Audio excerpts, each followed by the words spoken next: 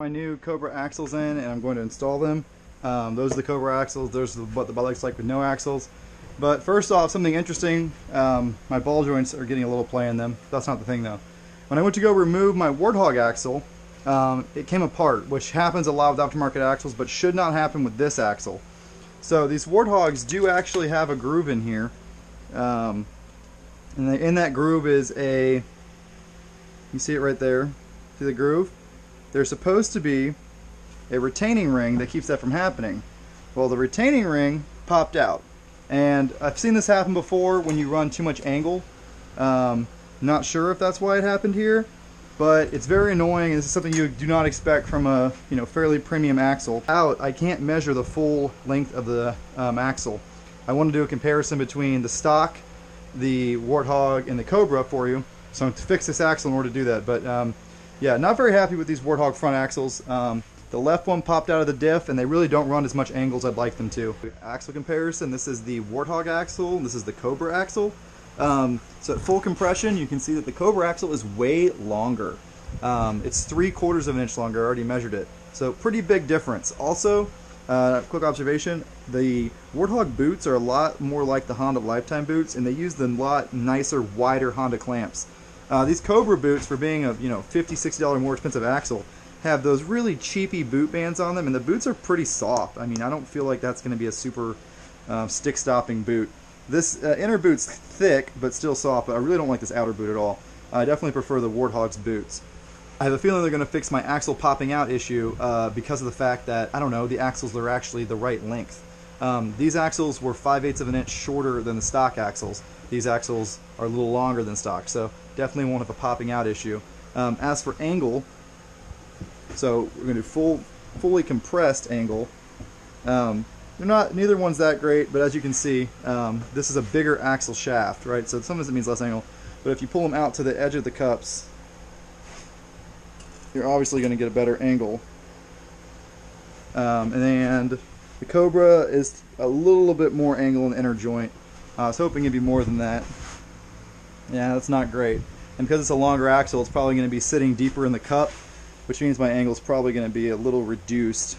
I asked them about sending me double plunging axles, and they said I really shouldn't need them, but I think I might. We'll see if these things cause the binding issue my stock ones did, and the Warthogs did. But as you can see, they are not double plunging. The outer joint is locked down, unfortunately. But I talked to them up there, and they said that was best. So, extension, it's about the same. The Cobra is 3/4 of an inch longer than the Warthog. That's both at full extension right there. It's actually a little more than 3/4, more like 7/8 of an inch longer.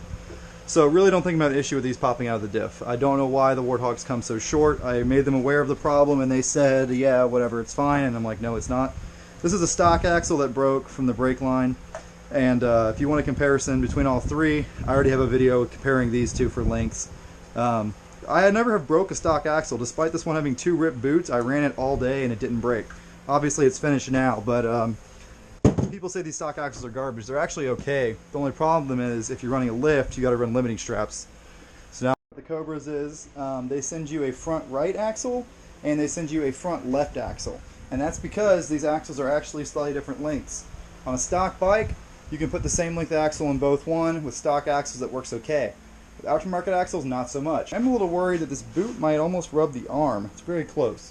I was showing you earlier, but the brake lines used to come from up here, and they would come right here to the brake caliper, so they went very close to the axle.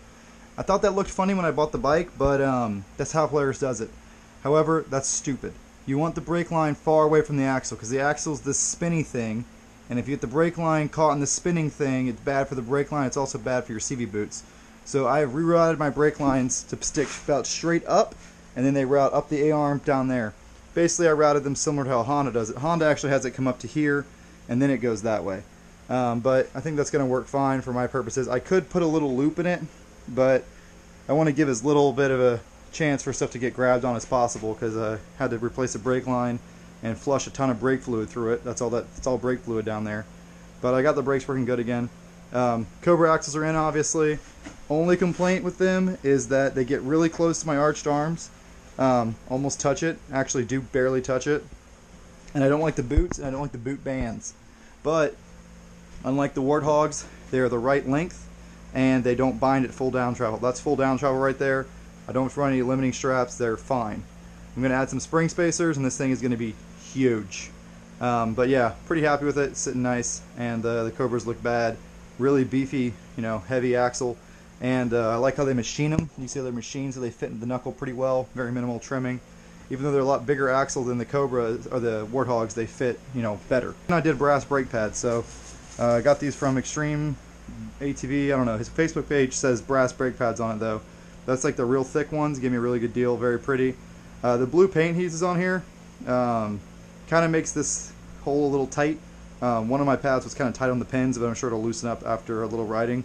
You can kind of see where there's a little burr right there. I could have sanded it, but it wasn't bad enough to worry about. But yeah, brass brake pads because I don't like changing brake pads.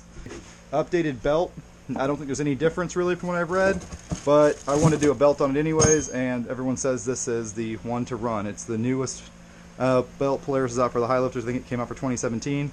And while we're at it, we're going to throw on a primary spring, which is going to make this thing feel a lot more like a 2018 or late 2017. Because they have different clutching in 2018, 2017. The 2016 is very lazy clutching. A technician in from Europe over here helping me today. Yeah. So this is the stock primary spring. We're gonna go to the updated black spring. It's actually called the black spring. It's gonna give us a better stall and everything. So I did it all on the bike. Didn't even put the puller to pull the primary off, but I did have to remove the rear axle to get the bolt off of it. That's because the Warthog axles are such a big diameter on the inner cup, they wouldn't let you slide the fucking bolt all the way out. But yeah, we got that on there. About to change the belt. We're going to put the updated highlifter belt. Not because my belt's bad, just because belt maintenance is key, and I want a spare belt, and this is a little bit updated. So, but yeah, also don't put any glue on the seal because it makes it a bitch to get off, and you might break your belt box. Yeah, just put a fresh gasket every time, which I'm about to do. Good. Look at these rear axle angles, dude. I don't know how these axles are holding up. I mean, that is a serious angle, serious ground clearance. They're holding up fine. They're a little higher than they usually are because I'm not sitting on the bike, but these axles have been holding up extremely well. You can also see that I rerouted my rear brake lines a little bit, put some more zip ties because, like, the problem I have with the front one, I'm kind of worried about them getting snagged on stuff. I actually want to route them underneath the shock mount. There's plenty of room, and that would look kind of nice, but didn't unbolt my shocks. I did just put the brass brake pads on the rear. We got the primary spring in there and the new belt. So you're not supposed to do any real high-speed runs or anything on the new belt. So you got to put, you know, about 50 miles on it before you can really go hard with a fresh belt. Somebody will drive around the neighborhood for about an hour and piss everybody off. Totally forgot. My Polaris has 1,840 miles on it. This is the stock belt, and it's absolutely fine.